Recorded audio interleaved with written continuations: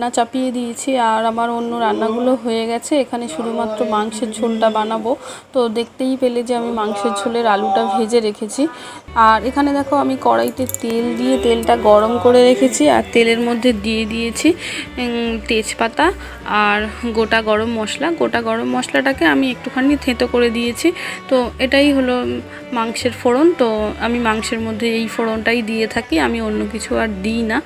আর দেখো ফোড়নটা যখনই ভালো করে ভাজা হয়ে যাবে, মানে ফোড়ন থেকে সুন্দর একটা গন্ধ বেরোলে, তো এর মধ্যে আমি এবার দিয়ে দিচ্ছি কুচনো পেঁয়াজ। আর আজকে আমার কড়াটা একটুখানি তলাটা দেখো কেমন পুড়ে পুড়ে গেছে, কারণ অনেকগুলো রান্না এর আগে আমার হয়ে গেছে। তো শুধুমাত্র এই তরকারিটাই বাকি রয়েছে। তো ওই জন্যে আর কড়াটাকে ভালো করে শুধুমাত্র ধুয়ে নিয়েছি, মাজিনি। তো এখানে আমি মাংসের ঝোলটা চাপিয়ে দিচ্ছি। আর এবার দেখো আমি এর মধ্যে যে কোচানো পেঁয়াজটা ছিল, তো সেই পেঁয়াজটা দিয়ে আমি ভালো করে ভাজা ভাজা করে নিচ্ছি। আর পেঁয়াজটা দেখবে একটু সোনালি কালার রং হলে, মাংসের পেঁয়াজ দেখবে তুমি যত ভালো করে ভাজবে ততটাই মাংসের টেস্টটা ভালো আসে। তো পেঁয়াজটা আমি এবার সোনালি করে ভেজে নিচ্ছি।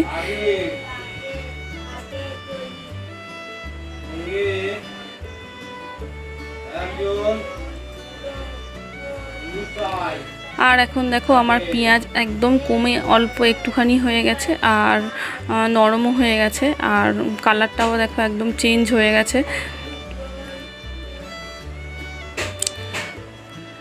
এবার দেখো আমি যে আদা রসুনটা বেটে রেখেছিলাম, তো সেই বাটা আদা রসুনটা আমি পেঁয়াজের সঙ্গে দিয়ে ভালো করে কষিয়ে নিচ্ছি। আর অন্য সমস্ত মশলা তো আমি মাংসের মধ্যে দিয়েই রেখেছি। মাংসটাকে তো আমি আগে ম্যারিনেট করে রেখেছি। আর মাংসের মধ্যে আমি হলুদ, লঙ্কা গুঁড়ো, সর্ষের তেল, সামান্য চিনি, একটুখানি পেঁয়াজ বাটা, আদা বাটা, টমেটো, তো এইগুলো সব কিছু দিয়ে আমি মাংসটাকে ম্যারিনেট করে রেখেছি। আর অন্যদিন মাংসের মধ্যে আমি একটু টক দই দিই, কিন্তু আজকে আর টক দই দিইনি, এমনি রান্না করে নিচ্ছি। আর আজকে মাংসটা আমি একটু ঝোল ঝোল টাইপের বানাবো, যেহেতু অনেকজন রয়েছে আর বাড়িতে তো মিস্ত্রি কাজ করছে, তো সেই কারণেই মাংসটাকে আমি একটু হালকা পাতলা করেই বানাবো, খুব একটা রিচ করব না। সবাই বলছে যে একটুখানি হালকা করে বানাতে, তো সেই জন্যেই হালকা করেই বানাবো। আর এখানে দেখো আমার মাংসের যে মশলাটা আমি বানাচ্ছিলাম, তো সেটাই আমার একদম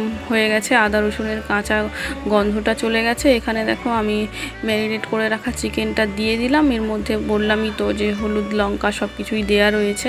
তো এবার আমি ওই যে মশলাটা করেছিলাম, তো মশলার সঙ্গে ভালো করে মাংসটাকে মিশিয়ে দিচ্ছি।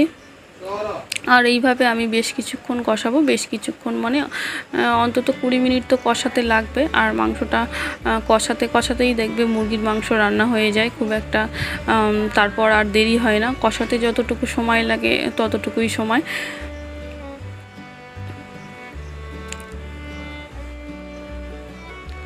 আর লবণটা কিন্তু আমি ম্যারিনেট করবার সময় দিইনি, আমি লবণটা কষানো যখন প্রায় হয়ে আসে তো তখন লবণটা আমি দিই। তার কারণ কি বলো তো, লবণ দিলে মাংস থেকে প্রচুর পরিমাণে জল বেরিয়ে যায়, তখন ভালো করে কষানো যায় না। তো সেই কারণে আমি মাংসটাকে ভালো করে আগে কষিয়ে নিয়ে তারপরে আমি এর মধ্যে লবণ দিই। তো এইবার দেখো মাংস আমার কষানো হয়ে গেছিলো, তো লবণও দিয়ে দিয়েছি। তো এইবার দেখো আমি মাংসের মধ্যে জল দিয়ে দিয়েছি। আর যতটা পরিমাণ ঝোল রাখবো সেই পরিমাণেই জল দিয়েছি। তো আলু যেহেতু সেদ্ধ হতে বাকি রয়েছে, ভেজেই দিয়েছি যদিও, তো বেশ কিছুক্ষণ তো সেদ্ধ হতে লাগবে। তো সেদ্ধ হওয়া পর্যন্ত যতটুকু ঝোল থাকে ততটুকুই থাকবে। আর এখানে দেখো আমার সমস্ত রান্নাবান্না সব কিছু হয়ে গেছে। তো এই যে দেখছো মুসুর ডাল, আর এখানে রয়েছে এই যে সেই চিকেনটা, তো দেখতেই পাচ্ছ ঝোল ঝোল করে নামিয়েছি।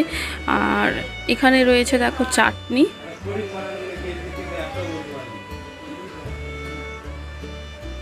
আর এই যে পটল ভাজা, আর এখানে দেখো কুমড়ো পুঁই শাকের তরকারি। তো এই হয়েছে আজকে রান্নাবান্না। আর ছেলের জন্য অল্প করে আমি একটুখানি চিকেন তুলে রেখেছি কষানো, কারণ ও চিকেন কষা খেতে ভালোবাসে, ঝোল খুব একটা খেতে পছন্দ করে না। একটুখানি চিকেন কষা রাখলেই ওর শান্তি মোটামুটি, তো সেই জন্যেই ওর জন্যে রাখা। আর দেখবে বাচ্চারা যেটা পছন্দ করে, যেটা খেতে ভালোবাসে, সেটা করে দিলেই নিজেদেরও ভালো লাগে। তো সমস্ত রান্নাবান্না কমপ্লিট। বাইরের ওয়েদারটা দেখতে পাচ্ছ কি অবস্থা, পুরো মনে হচ্ছে যেন সন্ধ্যা হয়ে এসেছে, কিন্তু এখন বাজে সবেমাত্র দুপুর 12:30। আর বাইরের ওয়েদারটাই এইরকম, এক ফোঁটাও রোদ নেই আজকে।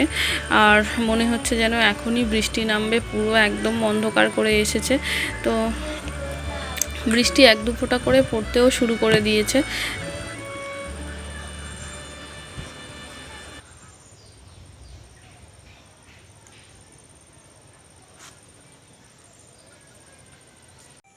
Hello friends, good afternoon. আশা করি তোমরা সকলে সুস্থ আছো, ভালো আছো, আর আমিও ভালো রয়েছি। আজকে হচ্ছে বুধবার, আর এখন বাজে দুপুর 12:30। আর এখন থেকেই আমি আমার ব্লগটা শুরু করে দিলাম। সকাল থেকে এতটা পরিমাণে কাজ ছিল যে তোমাদের সঙ্গে এতটুকুও কথা বলবার সময় পাইনি, কারণ আজকে বাড়িতে 3জন মিস্ত্রি হয়েছিল। 2জন পালিশের মিস্ত্রি ছিল আর একজন কাঠের মিস্ত্রি ছিল। তো সেই কারণেই ওনাদের চাটা করে দিতে হচ্ছিল, 2-3বার চা করে দিলাম সকাল থেকে। তারপর দুপুরবেলা ওনারা খেলো।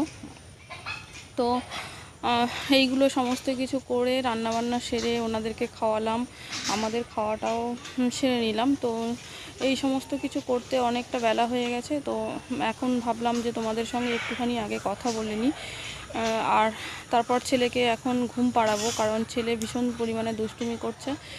ওই 1টার দিকে, মানে আধা ঘন্টা পর ওকে জোর করে ঘুম পাড়াবো। নিজে তো ঘুমাবে না, আমাকে ওর সঙ্গে শুতে হবে, তারপরেই ও ঘুমোবে। আর বর দুপুরবেলা বাড়িতে খাবে না, কারণ হচ্ছে বর সকালবেলা ওই যে দাদাদের সঙ্গে খেয়ে নিয়েছে, আর দুপুরবেলা আর খাবে না। আমরাই শুধুমাত্র দুপুরে খেয়েছি।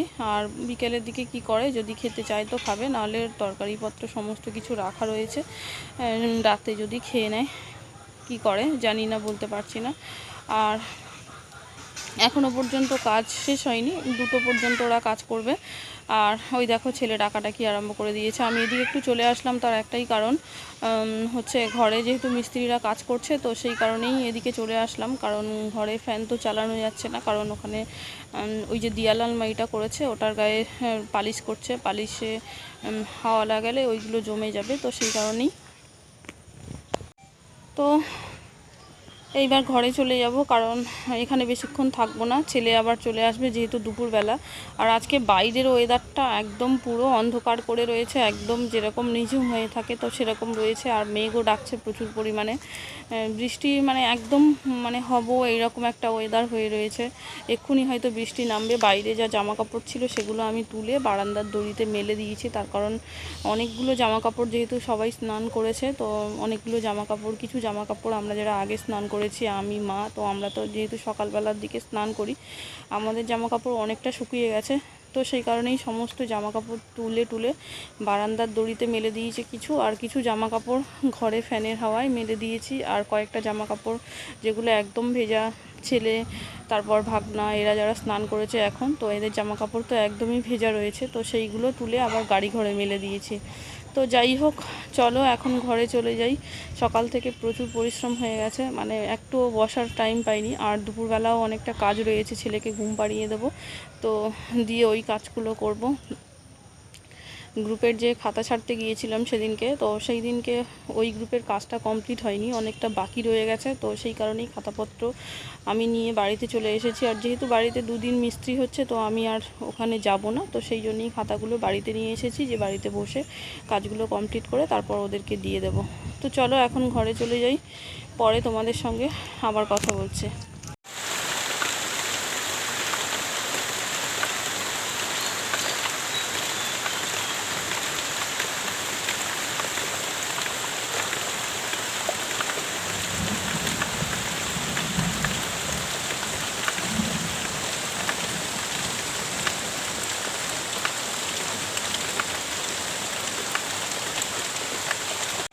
তো এখন বাজে দুপুর 3টে, আর এতক্ষণ শুয়েই ছিলাম। তো ছেলে তো কিছুতেই ঘুমোবে না, ওকে জোর করে ঘুম পাড়িয়ে দিলাম। আর এতক্ষণ ওর সঙ্গে শুয়েছিলাম, তার কারণ আমি যদি না শুয়ে থাকি ও তো ঘুমোবেই না, তো সেই জন্যেই ওকে ঘুম পাড়াবো বলেই এতক্ষণ শুয়েছিলাম।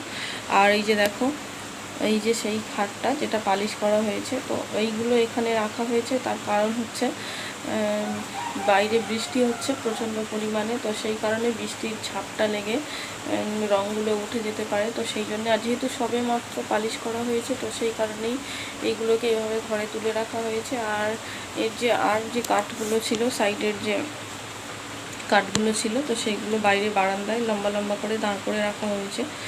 আর এই যে দেখতে পাচ্ছ, এই যে সেই যেটা দেয়ালের সঙ্গে সেটিং করা হয়েছে, তো সেটাই, এটাও এখন রং কাঁচা রয়েছে। তো কিছুক্ষণ আগেই মিস্ত্রি দাদা চলে গেল, এই 2:30-এর দিকে চলে গেছে। আর এখানে দেখো এই যে টেবিলটা দেখতে পাচ্ছ, তো এই টেবিলটার ওপরে অনেক জিনিসপত্র রয়েছে। এইটা মানে এই যে তাকটা ছিল, তো তাকে আমার যেহেতু অনেক জিনিসপত্র ছিল, সেইগুলোকে নামিয়ে টেবিলের ওপরে এইভাবে আমি একটা ওড়না দিয়ে ঢেকে রেখে দিয়েছি। তো অনেকক্ষণ তো শুয়েই ছিলাম, এবারে উঠে পড়লাম। তার কারণ হচ্ছে, যেহেতু বাইরে বৃষ্টি হচ্ছে, এখন তো কল থেকে জল টল আনতে পারবো না, আর উঠোন তো আজকে ঝাড় দিতেই হবে না, তার কারণ বৃষ্টি হচ্ছে, উঠোন তো কাদা হয়ে যাবে, ভিজে থাকবে, ঝাড় দেওয়াই যাবে না, আর ঝাড় দেওয়ার প্রয়োজনও হবে না। আর ঘর বারান্দাটা পরে ঝাড় দিয়ে নেব। তো ভাবলাম এখন যেহেতু একটুখানি ফাঁকা রয়েছি, আর তোমাদেরকে তো দুপুরবেলা বললামই যে গ্রুপের খাতার কাজ বাকি রয়েছে, করতে হবে, এখন বসে ওই কাজগুলো করব। আর খাতাগুলো আমি গুছিয়েও নিয়েছি। আর ছেলেকে যেহেতু ঘুম পাড়িয়ে দিয়েছি কিছুক্ষণ আগে, ও আরও খানিকটা ঘুমোবে, হয়তো 4টের দিকে উঠবে। তো যেহেতু ফাঁকাই রয়েছি, তো ভাবলাম কাজগুলো সেরে নিই, কারণ অন্য সময় আর সময় হবে না। কখন রাতের দিকে হয়তো যখন সারবো ভাববো, তখন হয়তো কারেন্ট থাকবে না। যেহেতু বর্ষার আকাশ, কোনো দিন কারেন্ট থাকে, তো কোনো দিন থাকে না, এইরকম হয়। তো চলো খাতাগুলো সেরে নিই ততক্ষণ বসে। দেখো আমি খাতাপত্র সব কিছু গুছিয়ে নিয়ে বসে গেছি। আর এই দেখো দুটো ব্যাংকের বই। তো দুটো ব্যাংকের বই, তার একটা কারণ, একটা হচ্ছে ওদের সেভিংসের বই, আর একটা হচ্ছে ওদের দলের সিসি লোনের বই। সিসি লোনের বলতে হচ্ছে ক্যাশ ক্রেডিটের বই। তো একটা হচ্ছে ওরা ব্যাংক থেকে লোন নেয় যে, তো সেই লোনের বই, আর একটা হচ্ছে ওরা যে টাকা সঞ্চয় করে, তো সেই সঞ্চয়ের বই। তো প্রত্যেকটা দলের এরকম দুটো করে ব্যাংকের বই থাকে। আর এখানে দেখো সেই যে দলের খাতাগুলো।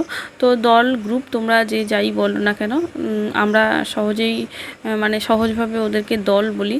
আর এমনি ভালো কথায় তো স্বনির্ভর গোষ্ঠী এটাই বলা হয়। তো এখানে দেখো এই যে খাতাগুলো, তো এই খাতাগুলো। আর এখানে দেখো এটা একটা নতুন নিয়মের খাতা, যে স্বনির্ভর গোষ্ঠীগুলোর আগে নাম ছিল স্বর্ণজয়ন্তী SGSY, তো সেই নাম পরিবর্তন হয়ে এখন হয়েছে আনন্দধারা। দেখো খাতার গায়ে লেখা রয়েছে আনন্দধারা। আর খাতাটার গায়ে তোমরা দেখতেই পেলে লেখা রয়েছে নট ফর সেল।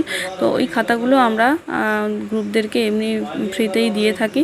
আর এটা দেখো দলের সঞ্চয় খাতা। এখানে মেয়েরা মাসে মাসে যে টাকা সঞ্চয় করে, যে দল যেভাবে সঞ্চয় করে, কোনো দল আছে 50 টাকা করে সঞ্চয় করে, কোনো দল আছে 100 টাকা করে, আবার কয়েকটা দল আছে আমার বাড়ির কাছাকাছি, তো তারা 200 টাকা করেও সঞ্চয় করে।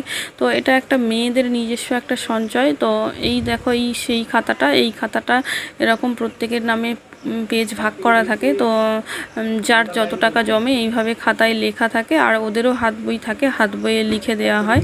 আর এটা দেখো, এটা হচ্ছে ক্যাশ খাতা। এখানে দলের মানে গ্রুপের যে জমা খরচের যে হিসেব থাকে, তো সেই জমা খরচের হিসেবগুলো এখানে লেখা হয়। এখানে একদিকে দেখো লেখা রয়েছে জমা, আর একদিকে লেখা রয়েছে খরচ।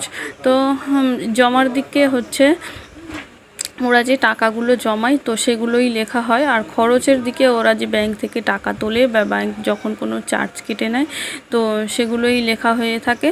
তো এইভাবে এই খাতায় জমা খরচের হিসেব রাখা হয়। এটা হচ্ছে ব্যাংকের খাতার সঙ্গে মিলিয়ে করতে হয়। আর এখানে দেখো এটা হচ্ছে মিটিং রেজুলেশন খাতা। তো এখানে দলের যাবতীয় যা কিছু আলোচনা হয়, তো সেগুলোই এইভাবে রেজুলেশন আকারে লিখে রাখা হয়। ওরা যতগুলো মিটিং করে, প্রত্যেকটা মিটিং এইভাবে রেজুলেশন খাতায় এখানে লিখে রাখতে হয়। আর ওরা দেখো বেশ কয়েক জায়গা, মানে কয়েকটা পৃষ্ঠা ওরা লিখে রেখেছে। আর এখানে দেখতে পাচ্ছ এই গ্রুপে কিন্তু সই জানে না 1-2 জন, তো এরকমও রয়েছে। তারা দেখো ওপরে টিপ ছাপ দিয়েছে, আর যারা সই করতে পারে তারা তো সই করেই রেখেছে। তো এটা হচ্ছে এই খাতাটাই এখানে যা কিছু আলোচনা হয় সব কিছুই এখানে সকল সদস্যের সিদ্ধান্ততেই করা হয়, আর তাদের দিয়ে সইও করিয়ে রাখা হয়। আর এই যে খাতাটা দেখতে পাচ্ছ, এটা হচ্ছে দলের ঋণ খাতা। তো এখানে দলের যে সদস্যরা ঋণ নেয়, মানে শুধুমাত্র যারা যারা ঋণ নেয়, তো তাদের এখানে লিখে রাখা হয়, তাদের নামে নামে এক একটা করে পেজ করা হয়। এখানে লেখা আছে দেখো সদস্যদের নাম। তো এখানে যারা মাত্র শুধু ঋণ নয়, তাদের তথ্যগুলোই এখানে তোলা থাকে।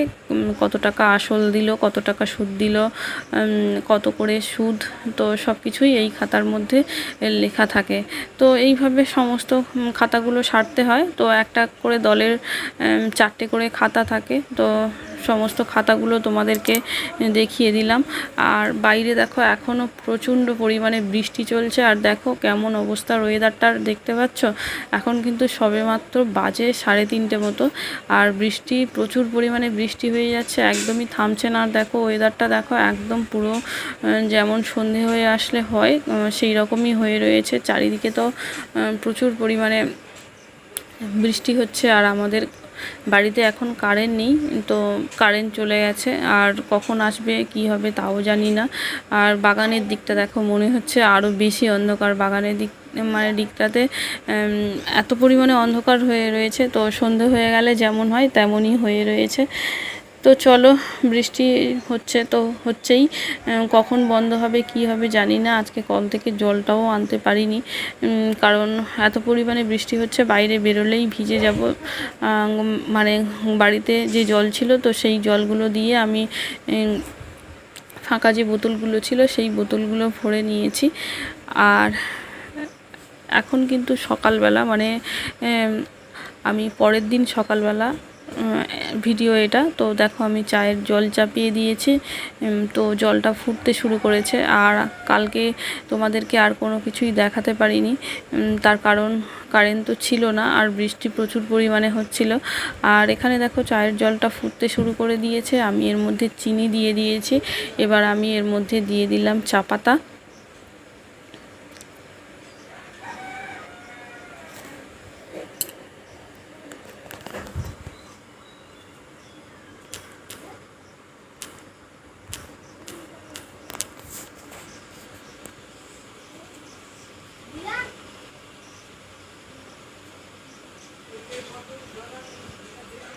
আর এখানে দেখো আমাদের চা রেডি হয়ে গেছে, আমার ছেলের, বাবার আর মার। তো আজকে ছেলের কমপ্লেন নেই, তো ছেলে আমার সঙ্গে চাই খেয়ে নেবে বিস্কুট দিয়ে। ও শুধুমাত্র বিস্কুটটা ভিজিয়ে খাবে। আর এখানে দেখো আমি আর ছেলে চা খেতে শুরু করে দিয়েছি। তো সকালবেলার খাওয়া দাওয়াটা আমরা এইভাবে সেরে নিই। আর আজকে ও ঘুম থেকে উঠতে অনেকটা দেরি করেছে, যেহেতু রাত্রে কারেন্ট ছিল না। রাত্রে তো একদমই ঘুমোতে পারেনি। তো আমি অনেকক্ষণ হাত পাখা দিয়ে ওকে হাওয়া করেছি। তো করলে কি হবে, তবুও ফ্যানের হাওয়ায় থেকে থেকে এমন একটা অভ্যেস হয়ে গেছে যে কারেন্ট চলে গেলে একদমই তো ঘুম আসেই না। তো ছেলেকে দেখো খাইয়ে নিচ্ছি, খাইয়ে নিয়ে ওকে পড়তে বসিয়ে দেবো কাকার কাছে। আর আমার কাজও রয়েছে, আমি কিছুটা কাজ করব। সকাল সকাল স্নান করে নেব। বাইরে এখন টিপ টিপ করে বৃষ্টি হচ্ছে, সেরকমভাবে বৃষ্টি হচ্ছে না, বন্ধই রয়েছে। তো ভাবলাম স্নান টান সেরে ঠাকুরকে পুজো টুজো দিয়ে নিয়ে তারপরে একেবারে ঘরে উঠবো। তো তোমরা দেখতেই পেলে আমাদের চা খাওয়া হয়ে গেছে। আর বড় সকালবেলা গাড়ি নিয়ে বেরিয়ে গেছে। তো ওখানেই বাইরে হয়তো কিছু খেয়ে টেয়ে নেবে, কি বেলার দিকে হয়তো আসবে, এসে বাড়িতে টিফিন করবে। তো কি করে এখনও পর্যন্ত জানি না। আর আমি সকাল থেকে এখনও পর্যন্ত ফোন করিনি, ফোনে চার্জ ছিল না। ওই ভোরের দিকে কারেন্ট এসেছিলো, তো তখন আমি ফোনটা চার্জে বসিয়েছিলাম।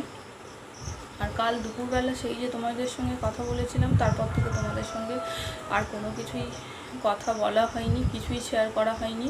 কালকে রাত্রে বানিয়েছিলাম একটুখানি চাউমিন, আর দুপুরবেলার তো তরকারি ছিল, রয়ে গেছিলো চিকেনের যে তরকারিটা, তো সেটাই দিয়েই সব খাওয়া হয়ে গেছিলো। কালকে রাত্রে কারেন্ট ছিল না, ওই যে বিকালের দিক থেকে কারেন্ট চলে গেছে। তো সারা রাত কোনো কারেন্ট ছিল না। যতবার কারেন্ট আসছে ততবারই ফেজ উড়ে যাচ্ছে, ভীষণ জোরে জোরে শব্দ করে, মানে ফেজ কেটে যাচ্ছে। তো সেই জন্যই সারা রাত আর কোনো কারেন্ট ছিল না। আর বৃষ্টি তো প্রচুর পরিমাণে বৃষ্টি হয়েছে, সারা রাত বৃষ্টি হচ্ছে, এমনকি বাইরে এখনও বৃষ্টি চলছে, তবে খুব জোরে না, টিপ টিপ করেই বৃষ্টি হচ্ছে। তো সেই কারণেই ভাবলাম সকালবেলা তোমাদের সঙ্গে একটুখানি কথা বলি। আর রাতে এত বৃষ্টি হয়েছিল, কিন্তু গরম ছিল প্রচণ্ড পরিমাণে, কারেন্ট তো ছিলই না, ঘুমও ভালো করে হয়নি।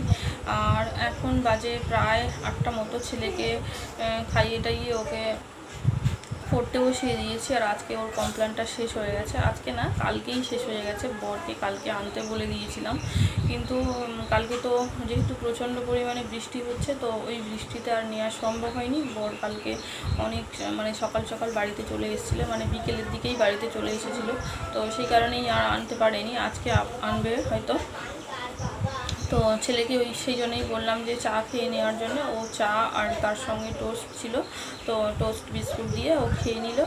আর আমিও তাই খেলাম, বিস্কুট আর তার সঙ্গে নিমকি, তো এইগুলো দিয়ে চা খেলাম। আজকে আর মুড়ি খাইনি, প্রতিদিন তো মুড়িই খাই, তো আজকে আর মুড়ি খেতে ভালো লাগছে না, যেহেতু কালকে রিচ খাবার দাবার খাওয়া হয়েছে, চিকেন খেয়েছিলাম, তারপর চাউমিন খেয়েছিলাম, তো সেই কারণে আজকে আর সকালবেলা মুড়ি খেতে ইচ্ছা করলো না, শুধুমাত্র বিস্কুট দিয়েই চাটা খেয়ে নিলাম। তো এই হচ্ছে ব্যাপার। আর এখন দেখো আমি স্নান করতে যাবো বলে মাথায় তেল দিয়ে নিয়েছি। তো এখন যেহেতু 8টা মতো বাজে, তো তোমরা তো জানোই যে এটা আমার স্নান করতে যাওয়ার সময়। আর বাইরে যেহেতু বৃষ্টিটা এখন একটু কম রয়েছে, তো সেই কারণেই ভাবলাম স্নান টান সেরে একেবারে ঠাকুরকে পুজো দিয়ে নিই। জল টল সব কিছু তোলাই হয়ে গেছে, রান্নার যে চাল টাল এগুলো সমস্ত কিছু ধুয়ে নেবো, সবজি কয়েকটা ধুয়ে নেবো। আর আজকে যেহেতু বৃহস্পতিবার, আজকে তো নিরামিষ হবে, খুব একটা রান্নার ঝামেলাও নেই। তো যাই হোক, আজকে ভিডিওটা এই পর্যন্তই রাখছি, আর বেশি বড় করছি না, কারণ সবেমাত্র কারেন্টটা এসেছে। ভিডিওটা এখনও পর্যন্ত এডিটিং করা হয়নি, কখন তোমাদের কাছে পোস্ট করতে পারবো জানি না। তো যাই হোক, আজকেকার মতো এই পর্যন্তই। আবার দেখা হচ্ছে নতুন একটা ভিডিও নিয়ে। ততক্ষণের জন্য তোমরা সুস্থ থেকো, ভালো থেকো, আর আমাকে এভাবেই সাপোর্ট করতে থেকো, যাতে করে সামনের দিনগুলোতে আমি তোমাদের জন্য আরও ভালো ভালো ভিডিও নিয়ে আসতে পারি। তাহলে